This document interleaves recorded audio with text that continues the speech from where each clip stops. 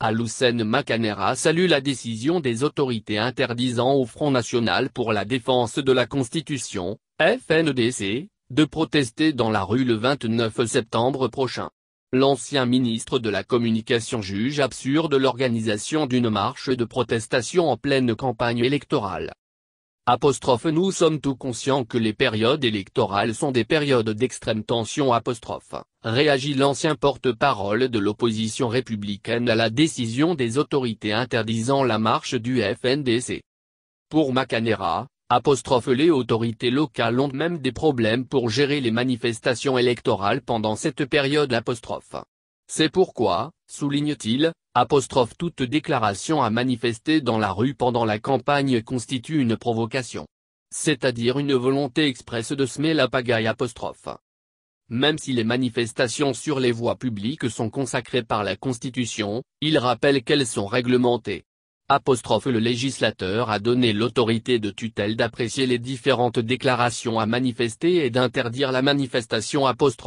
Assure-t-il. Quand il y a deux manifestations au même endroit, l'autorité peut interdire pour éviter des dérapages. Si on est dans une période où les esprits sont surchauffés, dont des risques de troubles à l'ordre public, l'autorité doit interdire la manifestation. Renseigne-t-il.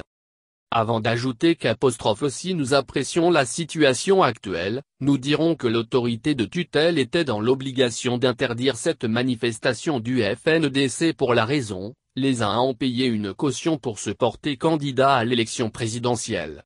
Si un groupe se lève aujourd'hui, pour dire qu'il s'oppose à cette élection, qu'il ne reconnaît pas la Constitution, ça veut dire qu'il veut entraîner le pays dans une catastrophe.